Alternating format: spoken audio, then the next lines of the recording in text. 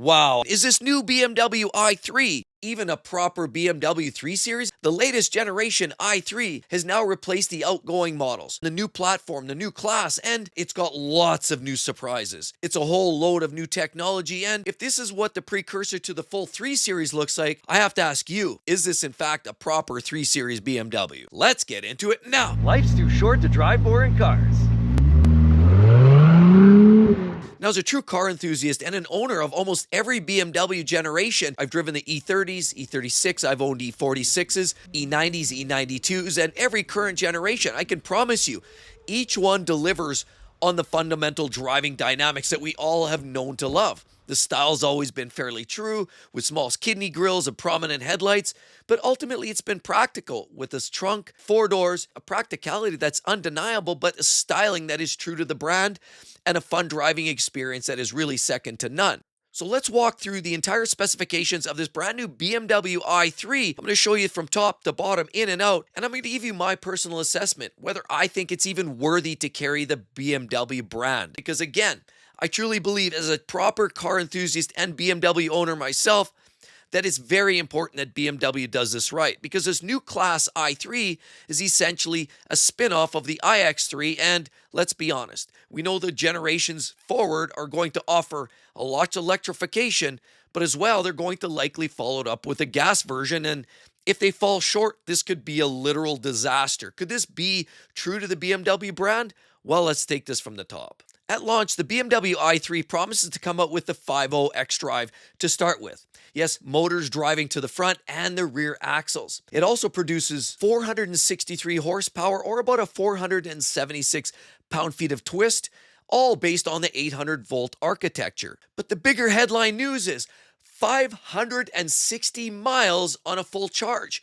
And I've often said to myself, when some of these electric vehicles get up to that 620 mile, 1,000 kilometers, that's when they truly offer up something that most drivers are looking for: range. Range and performance are two of the biggest attributes, and that is offered up in spades in this new BMW i3. BMW is claiming that on the 400 kilowatt system, you're likely able to get 250 mile range in a charge in as little as 10 minutes. That's virtually unheard of. And as well, the batteries are no longer part of modules, they're bolted directly in. According to BMW, this also offers a level 2 driver assistance program, which is bidirectional charging, over-the-air updates, and a myriad of next-gen technical equipment, or mumbo-jumbo if you will. This new i3 has a full panoramic view from corner to corner. You're going to expect all kinds of graphics, on top of it an optional 17.9-inch display and heads-up. This thing is loaded to the brim. There's all kinds of great coloring and detail. But let's take a look at this vehicle, because truly, if I know BMW like I've seen in many years past, they've got their technology down packed. As a matter of fact, the current generation 3 Series is so far ahead of most of its competition on performance and technology, it begs the question why anybody looks at anything else. But fortunately, we have now a sneak peek of what the next 3 Series generation likely looks like. Because not everybody wants an electric vehicle, the internal combustion version is going to likely be very, very similar to this particular model. But let's take a quick look, and I'm going to give you my assessment of the outside and the inside of this vehicle, and there are some absolutely amazing, stunning angles from this vehicle and other parts that are not so great. Initially, looking at the exterior design, you've got these great new wheels. Again, as always, BMW, they come up with these aggressive front spoilers, and that promises to look very, very sharp. Now, you'll notice the flush-mounted handles. That's not all that exciting and new. The roof, you've got that beautifully high-gloss, largely glass roofline, of course, is going to allow a lot of light in. And one thing that really stands out to me is the bulging hood. You have the 2 nostrils, very, very similarly designed as what you're seeing in the current generation M3s. But one thing that really stands out, and this is the most controversial, are those headlights. How they've now incorporated one long linear line all the way around the headlights, as well to the kidney grills. A very unique look and design, very futuristic. But looking around the back, you actually have an exterior that almost looks a little bit like a Lincoln. I'm not sure how I feel about that. It is unique, it's stylish, but very simplified. Of course, you've got that rear diffuser, very simple and honestly consistent with the rest of the brand. What we're seeing in some of the smaller vehicles like the X1s and the X2s look very similar to that. But again, very aggressive haunches, and I like what they've done around the rear flares. You'll notice it flares out, gives you a little bit more aggression, and it certainly has a very strong look from M3 cars from 2 generations ago. Now, of course, your Hofmeister's kink, yep, you betcha, still intact. But then as we circle inside the cabin, look at the big display, touchscreens, graphics that are second to none. But you'll notice A pillar to A pillar, you've got this sequence of technology and graphics going all over the place there. Heads up display, you've got this steering wheel, which is slightly off rounded. I kind of like the looks of that, if we're being honest. You get that brushed aluminum. Down in the center console, you have your phone charges, 2 cup holders, and of course some controls there.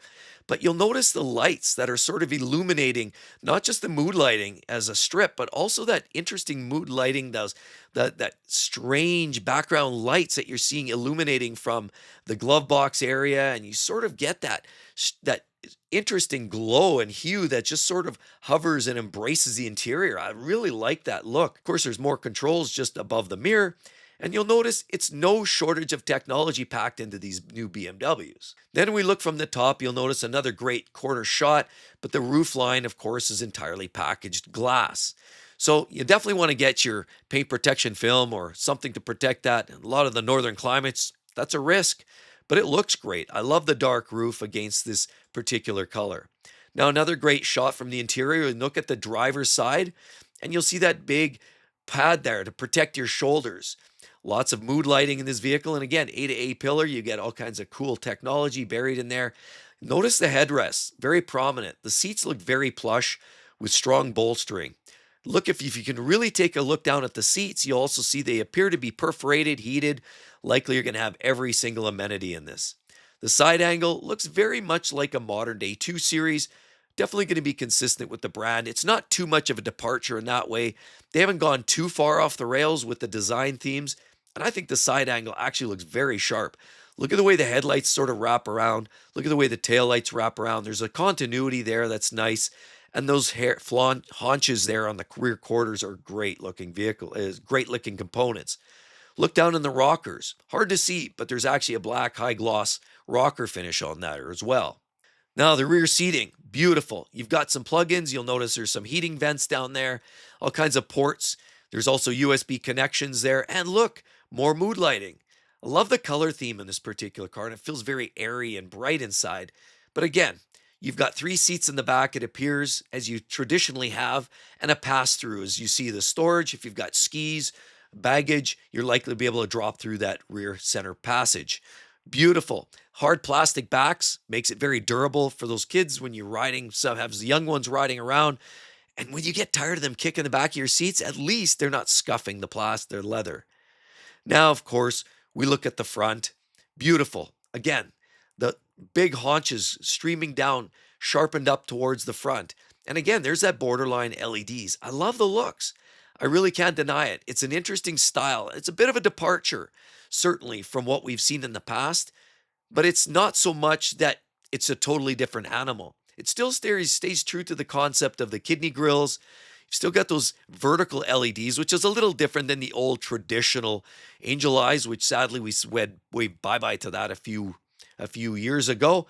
But it's still a good-looking design, and there's no question it does represent a BMW at its finest. The interior, the steering wheel in closer detail, very sharp. It actually looks like it's upside down. To me, it looks slightly inverted. I'm not sure how to feel about the steering wheel. I like sort of the square look. They're kind of going for something a little more squared rather than round, but it's an interesting design. Of course, the center screen, lots of great graphics there. The back end, you'll notice the haunches, very aggressive, stout. It looks sporty, and I can't wait till they have a hotter version of this come out. Wait till the actual, if we see the M3 based on this design and they start putting flares to that, can you imagine how aggressive this will look? Even in base trim like this, it looks very, very sharp. Low valence area, the tires are pretty standard, but I like even that center trim. You see how there's got contour between the tail lights and, of course, surrounding the BMW logo. It's great. It actually is nicely tied together. Again, there is a look, though, those taillights I'm not totally in love with. It feels a little bit like sort of that Lincoln that looked like that girl that you went to high school with. Her eyes were just a little too close together. That's kind of what it looks like to me. Then we look up close. Look, you've got more sensors up close when you can see they're buried in there. LEDs everywhere on the headlights and, of course, around that grille. And again, the depth of that center section on the hood that transitions down to the center, I love it. It's actually aggressive. Forget about those plain Jane big sheet metal hoods. This looks wonderful. And of course, more technology. You've got now a magnetic phone charger centered there on the driver's side. Magnetic, that's right. It sticks there through magnets. So it's wonderful. You've got some controls for your drive modes down in the center where they should be, and a knurled little knobby for your volumes. I start to think back to the old Kia Rio, not Kia Rio. Remember the old Kia Soul where they had the speakers and all that light that would sort of reverberate to the tune of the music? I feel like this is exactly what we're going to expect to see. Again, beautiful detail with more LEDs on the front nose. Style, absolutely gorgeous. The front corner there is a little rounded off. I'd like to see a little bit more square aggression there, but I suspect more hot versions later will probably have that amped up. So I personally love this new i3 design. The question is whether you want to drive an electric vehicle or whether you want to drive something that's a little bit more contemporary, internal combustion. Well, you may have to wait. But with a vehicle now that BMW is providing that has almost 600 miles of range, this offers a flexibility we have not seen in the industry. But again, further to that, look at you've got these beautiful blue calipers, interesting wheels, the backlight, of course, great fender flares. And of course, look, even the door, typical, nothing too shiny and exciting there. The LEDs are gorgeous on the rear tail finishing. Of course, they're BMW. Gorgeous. Again, more interesting themes there. You'll notice this is a metallic paint. And again, more of those interesting themes. Lots of different technology buried underneath the skin here. Now, that being said, it's going to be a very technical car. It's going to have a lot of technology buried in it, and it's likely going to come at a bit of a cost. That being said, if you heard the latest from Ferrari, they openly admitted that every electronic or capacitive button that replaces an actual click of a button is saving them at least 50 to 80, maybe 100% of the cost. It's far cheaper to produce an electronic button than it is to produce an actual hard button. Not that we really were surprised by that, but in fact, that is now we see CEOs openly admitting that. That being said, I look at this latest generation i3 and I can't help but think when the 3 Series comes out, following suit, it's going to look very similar to this, and a lot of the same technology is going to exist. I like it. I don't know what your thoughts are. There's elements of kind of cheapness. There's elements of more aggression in the fenders, the front end with the bulging hoods, and the taillights are interesting, albeit I'm not a total fan of the way they almost come together. There's parts that are great. The interior detailing looks of high quality, and I can't wait to get behind the wheel and actually try it out and use my quality experience to see how well these parts actually even hold up. I'd like to hear your thoughts, everybody. What do you think about this new i3? And is this, in fact, in your mind, a real BMW and has the soul of a thoroughbred like a lot of the BMWs in the past? I mean, if they don't get the 3 Series right, in my mind, they've blown it because that is truly their bread and butter for performance enthusiasts.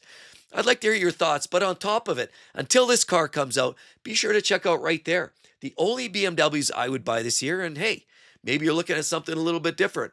Ask yourself the question, why are those so cheap on the used car market? I don't know. I'd like to hear your thoughts. You all have a wonderful day, everybody. Talk to you soon. Bye-bye.